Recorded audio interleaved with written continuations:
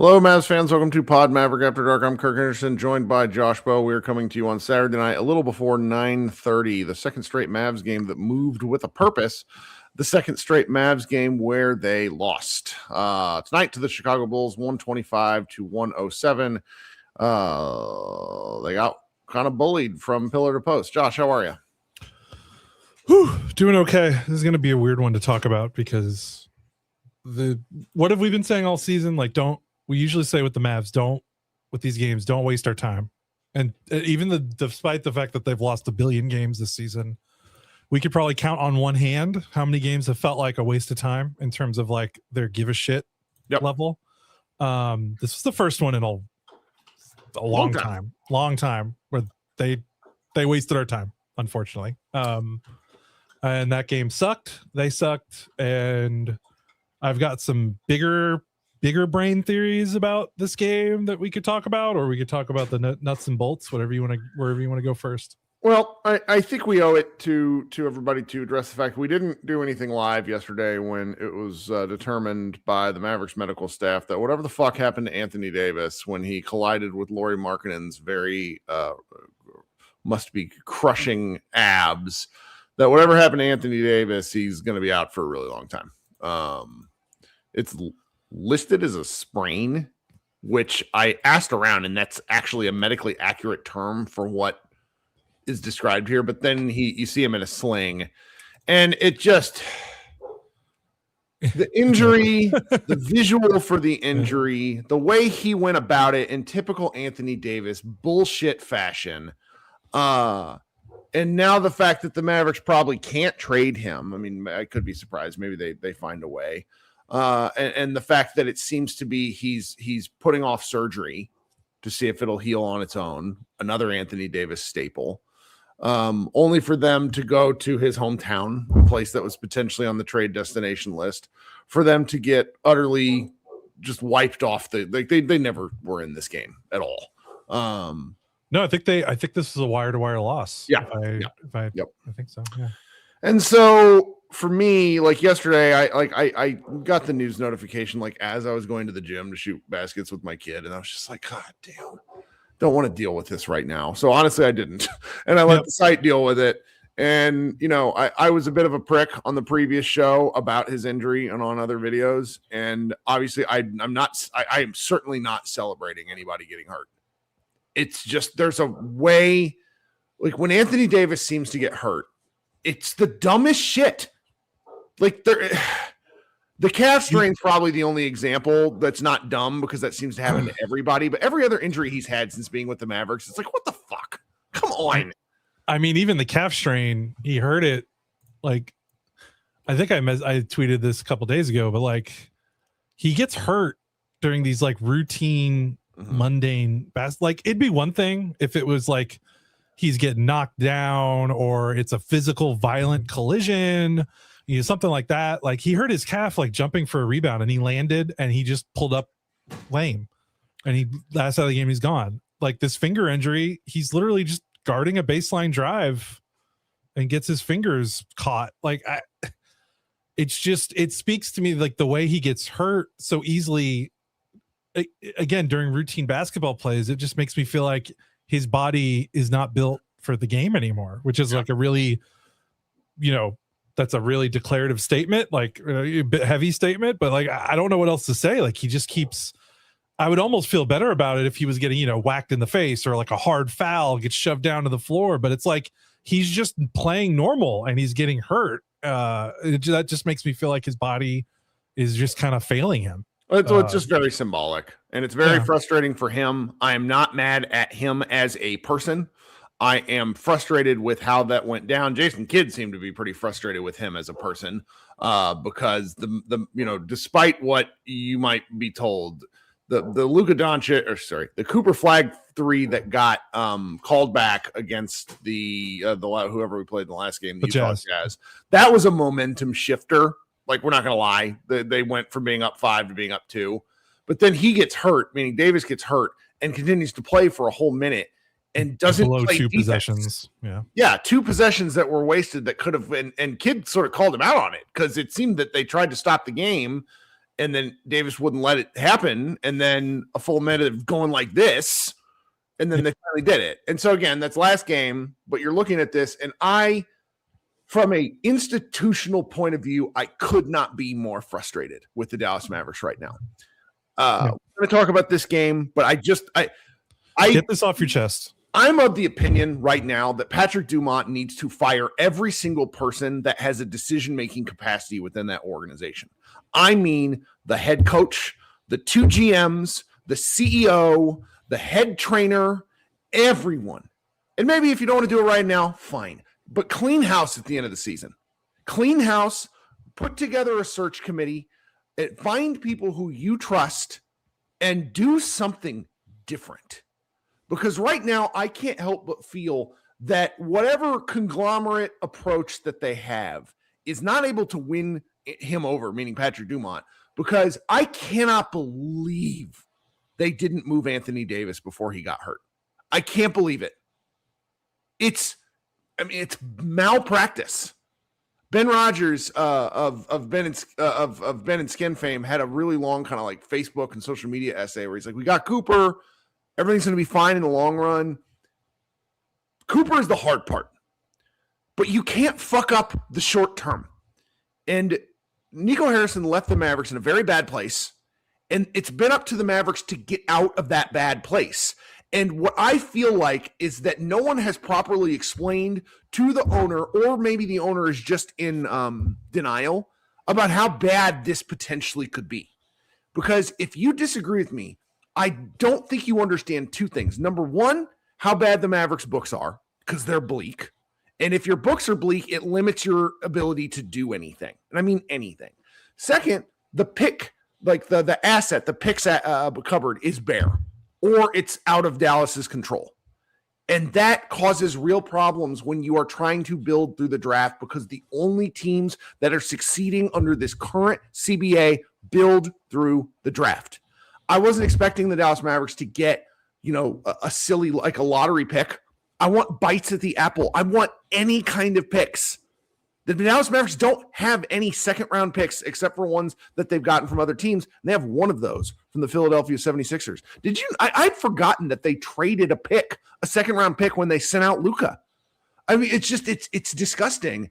And the first-round picks, we've been over it time and again. But if you don't know, they don't control next year's. The 2028 pick is gone to the Oklahoma City Thunder. Pretty sure it could be a pick swap. Maybe I'm wrong. I think, yeah. The 29 pick they don't own. That's now with the Rockets after it went to the Nets. And they do have the Lakers pick then, but again, not controlled by them. And the 30th pick, or 2030, is a pick swap with the San Antonio Spurs, who are going to be pretty good, like in all likelihood. And so I find myself in this situation where you look at a game like tonight. All right, Mavericks lost. Okay, fine. You look at the big picture, and they have, and I want you to talk about this because you're better about this than me, is that they have to start doing things. This sitting here with the trade deadline approach, everybody knows the Mavericks have to do stuff now. So now you're at a disadvantage. This sucks. Yeah, they got about 4 weeks before the trade deadline. So admittedly, in 2 weeks, 3 weeks, maybe we get on a show and everyone's been traded, and it's, we'll see what happens. But you're right. But you're right in terms of like that's what has to happen. What are they now? They are 14 and they're 14 and 25. They're almost nearly 3 games back of 10th place in the play-in. And again, that's the thing I hate the most about the play-in. And I think there is some stuff that's been great about it in terms of like giving teams more reasons to try to mitigate tanking and introduce more high leverage games for teams across the entire conference, across both conferences. Yep. I hate this perception that like making the play-in is like making the playoffs, because it's not. Getting to 10th place and then losing and not advancing to the real NBA playoffs is not a success unless you're like a young team that's trying to like break through. You know what I mean? Like for a Mavericks team that had the expectations that they had, the expectations that the organization set for itself, that they said publicly after they traded Luka Doncic, like you shouldn't like chasing 10th place. Like the 10th place team in a conference is not a good team. And I hate that the play-in is like it feels like people are talking about the 10th place as like 10 years ago we would talk about 8th place. Like there's a difference. The play-in is not the playoffs. So like they need to understand that their season, it's just not there. And they got to move. You cannot be this expensive, this bad 2 years in a row. You just can't. And every time I say this, I get responses from people that are like, you just want to help Patrick Dumont's checkbook. And it's like, no, I don't care about his money. The new CBA has rules. You can't make roster moves as freely with this tax bill, with this kind of capital. More expensive next year. They can't, like, I don't care about Patrick Dumont's money, but I should care. You should care about them being able to make moves. Like, if you don't want them to trade these vets, then you're basically saying you're okay with this roster for the next 2 or 3, because they can't really do anything until they offload some salary. Like, they can't make free agency signings on the margins.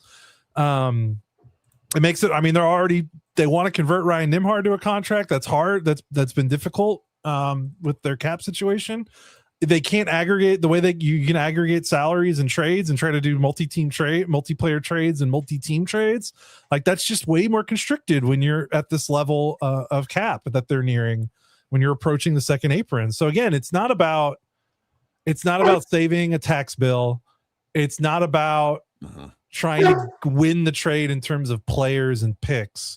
They win the trade by offloading salary, because the best thing you could do for Cooper Flagg right now is clearing things out so that you can kind of start fresh and you're not handicapped, and you can go into a summer and be like, these are the guys we want. Let's go get them, as opposed to what it's like right now, where it's like, well, we can't really go get, we got to do this. We're up against this on the apron. We can't make this deal. We got to clear this. We got to dump this contract. We got to move this guy around. And I don't think you want to be that hamstrung when you're building around your new franchise player. I think you want to have things open so that you can be as creative as you want. Mm-hmm. Mm-hmm. And it's so moving beyond Anthony Davis, you said this the other game, the Mavericks have a bunch of tradable vets. So it's entirely likely we come in here before, the day of the trade deadline and say, okay, the Mavericks have done some stuff. Yeah. Here's where they've recouped some assets, and here's why I feel, but right now I don't have that confidence because I have no reason to have any. They have shown they don't have a GM. Nothing. They have shown no foresight. I mean, did you see, like, so one of my Twitter followers posted this incredible video of like scanning through Anthony Davis's injury report stuff, and it's like it just keeps going. Now that's NBA players. That's not just Anthony Davis. But like, this dude is not his body is not built to play 82 games. That is not a criticism. It is a statement of fact. Reality. Yeah. Yeah. And you get these Lakers people that pop in like, oh, he played 70 games. It's like, congratulations on getting the outlier season. Really? I mean, the Mavericks sold high on him. I see the occasional Laker fan that are like feeling guilty about this. So it's like, no, that's, it's what you do with players that at a certain point. I mean, the Dallas Cowboys turned their entire franchise around in the 90s, doing exactly this, selling high on a player. And it's just sort of the nature of basketball these days. And I hope I'm wrong. I hope I'm wrong. But they've given me no reason to believe in anything, because the messaging that's been coming out through the media that talk to the Mavericks. So, people that I like, has been very, we just got the Mavericks really want to wait and see. Wait and see fucking what? This is what it'll look like. This is what it'll look like. So if you guys can't convince Patrick Dumont, meaning if this GM trust, Mark Cuban, whoever else is involved, if you can't convince Patrick Dumont that Anthony Davis is a risk, then you are bad at your job, because the data is all right fucking there. Oh yeah, here's the newest addition to the data pile, and now we can't trade him. Thanks very much. Yeah. This idea that they need to see Cooper, Kyrie, and Davis together, it's what we've been talking about. Like, I would love $1 million. Someone just hand me $1 million tomorrow. That's what it does, and I respect that. That you have to run a business. It sells seats. It does nothing at all for the Mavericks in terms of building something. Turn the page, as Rolex says. Great comment. Okay. I mean, it's hard to sell seats when the guys that you want to sell seats are not playing in the game. not playing in the games, by the way. But I understand what you're saying. All right, we're going to go to a quick break. If you want to support the show in any way, shape, or form, you can do so by listening to the ads. You can do so by telling your friends. You can subscribe to the show. We got up to 3,750 followers. I don't know, but I got an email about it. Thank you, guys. And then there's some links if you want to give to the show directly. Shout out to my homie Lance for giving us a couple bucks the other day. I always forget to name people specifically because I don't know if you guys want that, but just know that Josh and I sincerely appreciate it. We're going to insert those ads, and we will be right back.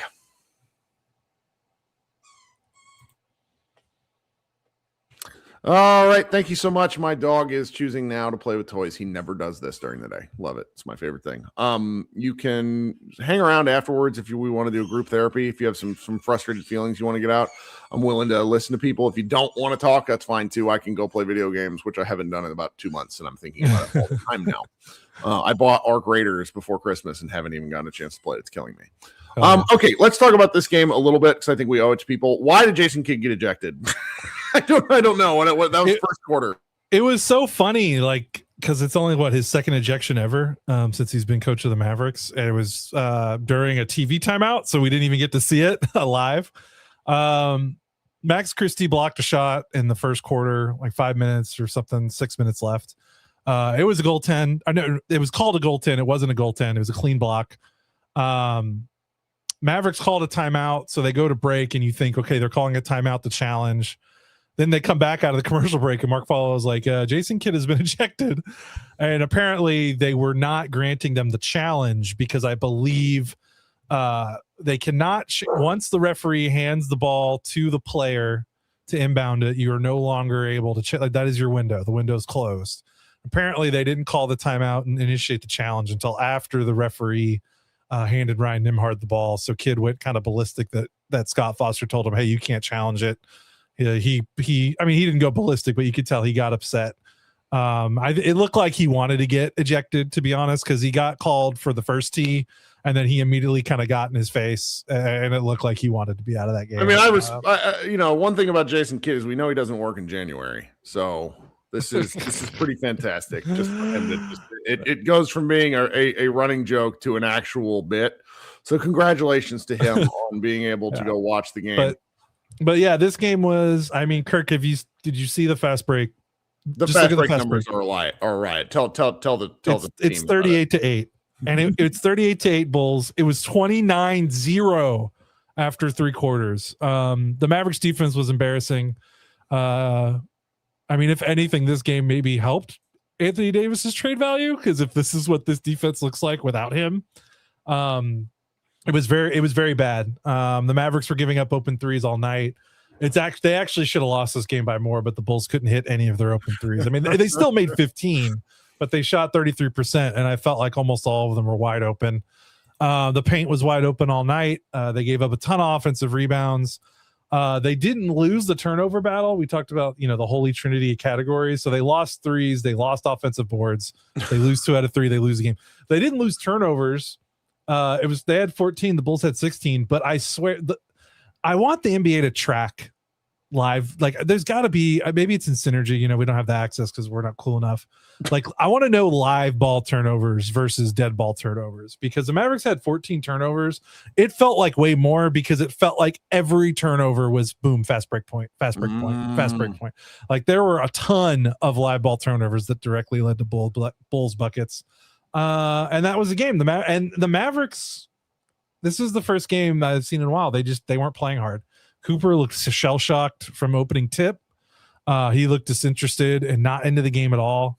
And we can keep talking about like the specific game, but I have my theory on this. I mean, this looked like the Anthony Davis thing felt like this looked like a team that kind of knows their fate now, like, and has accepted. I know it's been one game, but this looked like a team that was like, yep, season's over. Now maybe they come back on Monday against Brooklyn and play hard, and maybe they got this out of their system.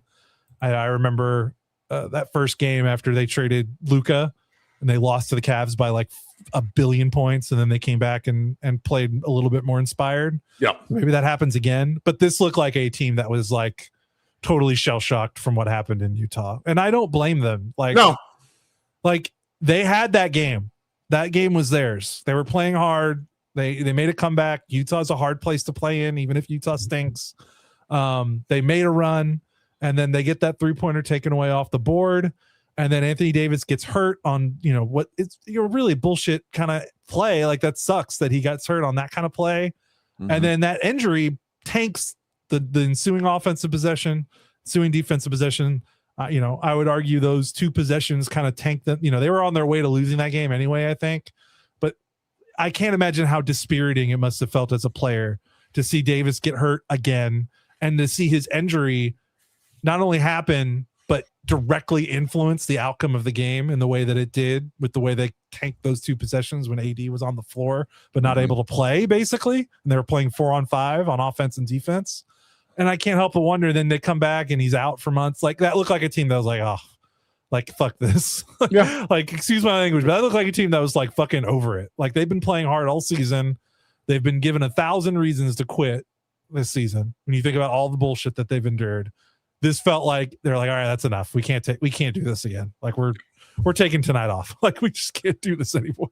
Which sort of makes the rest of the season, if that more than anything is, I think, why you sort of got to do some moves, because the air gets let out of this balloon pretty quickly. Like, playing hard is a mid-season salve on a wound, where you can get away with a whole lot just by playing hard, and you can be competitive. And we saw it when Anthony Davis came back. I mean, they've played pretty reasonable since Anthony Davis coming back, right? Yeah, we can dog on him as much as we want, but their best stretch of the season was directly influenced by how well he played that during those games. The 5-15 start predominantly happened with him out.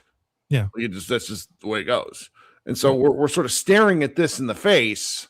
Are they going to go on another 5-15 in their next 20? Well, what's going to happen here? Because, we talk about how they have a lot of interesting pieces that should get moved, but it's like, if the pieces are lacking, this is, Flag can do so much, and I think Flag's going to be a superstar one day. I don't know. I was talking about usage with him a couple games ago. I don't think bumping his usage really does anything for him right now, because I think he's tired, and I think it can lead to some real bad habits and inefficiencies. So I'm just sort of dreading the next month of basketball, more or less, because I don't see where you get. Now, they're going to have hot nights, but I just don't see where you get wins from. Yeah, they're going to play there, and they've already played the easiest part of their schedule. Like, right. The first 20 games were all at home, all cupcake teams for the most part. Their schedules only get harder to close the season out. More road games, more games against good teams. I don't. Wow, D'Angelo Russell got 20 minutes tonight.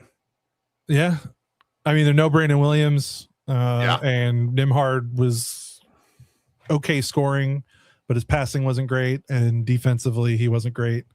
They went to the well on a lot of different guys tonight. I think, to just try to find something, because they were just playing so bad all game. I think that was just Vogel trying to find anyone that could work. I mean, Miles Kelly played 14 minutes and he played 7 minutes in the first half, which I can't remember the last time he played non-garbage time. It's been a while for him. So how are your Musa Cisse minutes? Because I didn't watch this game super closely. I had a nice alley-oop. I mean, the dude's he had 10 rebounds in 19 minutes. Like, he plays so hard. I don't know if it translates to winning basketball, but he plays hard.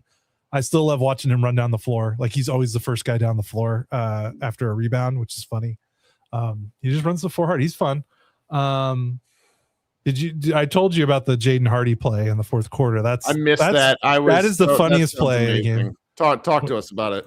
They're down 28 with 6 minutes left in the fourth quarter, and the Bulls just kind of give up and let him have a wide open lane and dunk it. And he screamed and flexed as he cuts the lead to 26 points with like 6 minutes left in the fourth quarter. And I get, if I could play in the NBA and dunk, I would be the biggest. I would be a psychopath if I could. Yeah. I would yell every time, no matter the context. Right. So this isn't like a criticism. It was objectively funny. But that was like the highlight of the game. And when that's the highlight of the game, you are in trouble. I mean, it was just, the Bulls had 68 points in the paint. I mean, it was there was the lack of resistance all across the board, whether it was dribble penetration on closeouts, whether they're bigs not able to guard the rim. That was bad. And then offensively, they shot a lot of jumpers tonight. Their offense, like the second and third quarter, there were stretches of this game where their offense was literally all just running Clay off screens when Vucevic is in the game. And it was actually kind of like a sound strategy, but it's like when your offensive identity for parts of a game is 37-year-old Klay Thompson, like you're kind of in trouble. They were doing the thing where whenever Vucevic was on the floor, like obviously he's not leaving the paint defensively. So they would just have Vuc's man screen for Klay off ball. So Klay is catching it and Vuc is 30 feet away from him, coming off pin downs and stuff. And Klay's catching it almost wide open. And then he was like forcing the Bulls to panic. Like Klay was affecting the floor gravity in a way that was like kind of funny, the way they were doing it. Like just, he was a total offensive hub there for a few possessions. But again, the Bulls kind of figured it out and started fighting through screens. It was like that. If that's your best bullet, like you're in for a rough night. No offense to Klay. It's just, he shouldn't be asked to do that. Daniel Gafford, we thought Gafford died briefly, but he kept playing, so that's something. Yeah, that was a scary collision, but I'm glad he's okay there. And just the Bulls point guards looked really good if they were auditioning for a trade to the Mavericks. At least we don't have Patrick Williams. I'm looking through the Bulls roster. Bulls are that's rough. I'm really kind of frustrated I missed this game because I like Buzelis on the Bulls a lot. He's fun. He's crazy. He reminds me of Cooper, kind of like their temperament. I love that. Just guys who there's so many guys that come into the league now, and we just the 82 game season. There's a lot going on. There's a lot of showboating and stuff that comes with basketball, but I gotta appreciate the number of guys that come into the league these days that are absolutely nuts. I mean, you used to have like guys candidly like DeAndre Ayton and Marvin Bagley that were kind of very skilled, very talented, but just didn't seem to be basketball focused. And now we get these guys like Cooper and like who's my guy? Ant. I'd put Ant in that category. That are just madmen. And like that just inevitably turns the product better over the long haul. Like you want to see guys that don't like each other. Like you want to see guys that want to fight and push it out. It's fantastic. I don't know. I was thinking about that. And Buzelis strikes me as a guy like this. I care about guys that give a shit at my age now, because when we're watching these long regular seasons, that it feels like, load management, injuries, teams just taking nights off. So whenever there's guys that are kind of psychopath competitors, it's fun to watch for me. Well, but, man, speaking of psychopath behavior, I think I'm going to host a group therapy. On a Saturday night. That's the best segue you've had all year. Do you got anything else before we go? No, I'm going to go write the stats post. That's right. Lead it off with that fast break stat and have some fun with that one. And all right. Stick around for group therapy. We got what's the schedule ahead? And I do this after every game. Like it's largely because I can't remember it, not because I don't expect the fans to. So we got Monday, Wednesday, Thursday, Saturday. Okay. That's going to be a pretty good schedule. God, a Saturday 4 p.m. game. What are they trying to? I'm happy that it's 4 p.m. because it means we can get on with our day. Yep. Oh, no. There's a 4 p.m. game on Martin Luther King Day. Another one that I should be happy with, but it's just like we have children who aren't in school. Yeah, on a work day. Anyway. All right. We'll talk to you guys soon. Thanks so much for hanging out. Go Mavs.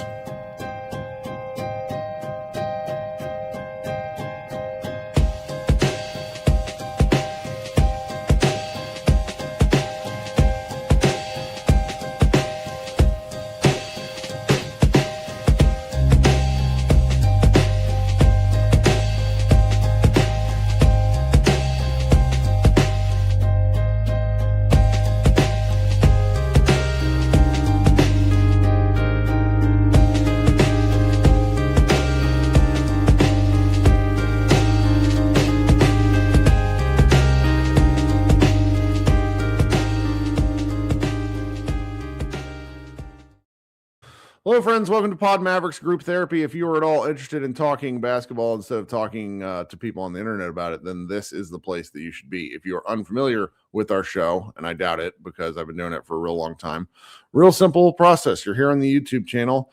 All you got to do is click the link that's pinned in the comment section, the live chat, and it's a StreamYard link. StreamYard is a application very similar to Zoom and other stuff where you just click, you can join in. You got to be on your phone. You can be at a computer. It's kind of whatever you want to talk about, and we can talk about those things because I like chatting with our friends out in the universe. I'm guessing, just by the fact that there's not really anybody clicking so far, is maybe tonight we won't have one. That's okay. Doesn't hurt my feelings. This is one of these games where you watch it and you wonder if you should be doing something better with your time, because when you get beat by 18 points, there's just not too many takeaways. You throw on top the Anthony Davis injury, and it's a very gross situation. And that's, that Mavericks fans haven't had to deal with that too much during our time as Mavericks fans, if we're being honest with ourselves. So that's just the nature of it. So many folks we actually have in the room here. All right, not too many. All right, guys. Looks like then that's going to be it, because unless we got like questions in the chat, I'm more than happy to answer any questions in the chat if people want to talk that way. I can kind of spitball here. I want to say shout out for the super chat here. I am not even going to attempt to butcher your name, Mahalo. I don't know. I don't want to mess it up. Thank you so much for the support. Very much appreciate that. It's too kind of you. Oh man, my dog just farted. That's a sign to turn off the show more than anything. Just like literally underneath.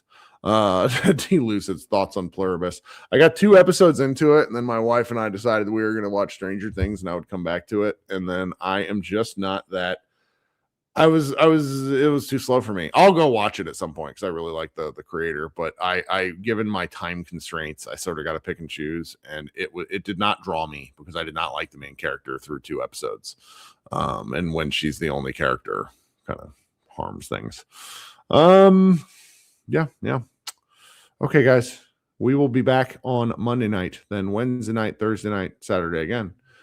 Everybody, thanks so much for hanging out. Talk to you soon. Go Mavs.